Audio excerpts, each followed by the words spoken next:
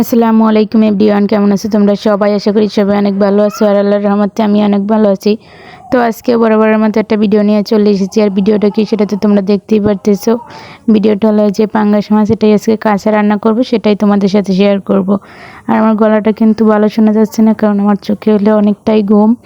তো সেই ঘুম ঘুম আর কি মুখে ভয়েসটা দিতেছি দেখে ভয়েসটা একদম ভালো শোনা যাইতেছে না। তো যাই হোক, তারপর কিন্তু মাছগুলোর ভিতরে আমি লবণ আর হলুদ মাখিয়ে নিলাম। এটা আমি মাখিয়ে কিছুক্ষণ রেখে দেব, যাতে করে মাছটার ভিতর লবণটা খুব ভালোভাবে ঢুকে যায়, আর এতে করে কিন্তু মাছের কালারটাও সুন্দর হবে।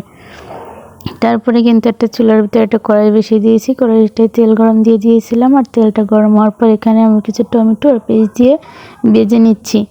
টমেটোটা দেওয়ার কারণে কিন্তু মাছের ফ্লেভারটা একদম অন্যরকম আসবে। তো আগে দিয়ে দিয়েছি যাতে গলে যায় তাই। আর এখানে কিন্তু আমি একসাথে আদা রসুন জিরা বেটে নিয়েছিলাম, সেগুলো দিয়ে দিয়েছি। দিয়ে এবার কিন্তু খুব ভালোভাবে ভেজে নিয়েছি। আর এই যে খুব ভালোভাবে ভাজার পর আমি এখানে অল্প পরিমাণ পানি দিয়েছি। এখানে আমি গুঁড়া মশলা অ্যাড করব তাই। তারপর দিয়ে দিয়েছি স্বাদ মতো লবণ, হলুদের গুঁড়ো আর মরিচের গুঁড়া। তারপর কিন্তু আবারও খুব ভালোভাবে নাড়িয়ে চাড়িয়ে মশলাটা ভুনে নিতে হবে। আমি একটু ঝালের পরিমাণটা বেশিই দিয়েছি, কারণ যেহেতু কাঁচা মাছ রান্না করবো একটু ঝাল ঝাল না হলে খেতে একদমই স্বাদ লাগবে না তাই। তো আমার বর কিন্তু ঝাল অনেক কম খায়, ওনার কাছে অনেক ঝাল হয়ে গেছে, এইটুকু ঝাল নাকি। তো যাই হোক, তারপর কিন্তু মশলাটা খুব ভালো করে ভুনে আমি এখানে অল্প পরিমাণ পানি দিয়ে দিয়েছি। আর পানিটা কিন্তু একটু গরম হওয়ার পরে আমার মাছগুলো এক পিস করে দিয়ে দেব। এই মাছটা রান্না কিন্তু আমি তোমাদের ভাইয়ের কাছ থেকে শিখেছি। উনি আর কি আমাকে শিখিয়েছে এভাবে মাছ রান্না করতে হয়, তাহলে কিন্তু খেতে অনেক স্বাদ লাগে। আর উনি আজকে মাছটা এভাবে করে রান্না খেতে চেয়েছে, তাই কিন্তু রান্না করছি এভাবে।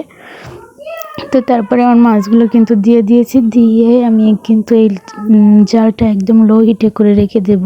আর এই মাছটা কিন্তু আমি অল্প একটু জল দিয়েছি, কিন্তু রান্না করব কিন্তু প্রায় 40-50 মিনিট ধরে। তো এই যে ঢাকনা দিয়ে ডেকে দিলাম, সাথে ছিদ্রটাও একটু আটকে দিলাম। আর এখন কিন্তু এরকমের থাকবে, আমি কিন্তু 20-25 মিনিট পরে আসবো। আর চুলার জালটা কিন্তু একদম ডিপ করে দিয়েছি।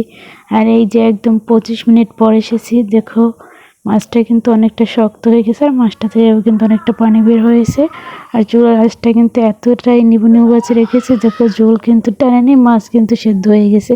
তারপর দিয়ে দিয়েছি এখানে স্বাদ মতো ধনিয়া পাতা। আর এই যে এভাবে করে কিছুক্ষণ জাল করে ঝোলটা একটু টানিয়ে মাখো মাখো করে আমি তুলে নেব। এবার পাঙ্গাস মাছ রান্না তোমরা কে কে খেয়েছো অবশ্যই কমেন্টে জানিও। আমি কিন্তু এই দিয়ে অনেক কয়বার খেয়েছি, আমার বর রান্না করেছে আর এবার আমি রান্না করলাম। তো আগের বারে তোমাদের সাথে শেয়ার করেছিলাম আর এবারে শেয়ার করেছি, তোমরা কিন্তু কেমন হয়েছে অবশ্যই কমেন্টে বলে যাবা। আজকের রেসিপিটি এই পর্যন্ত, সবাই ভালো থাকো, আল্লাহ হাফেজ।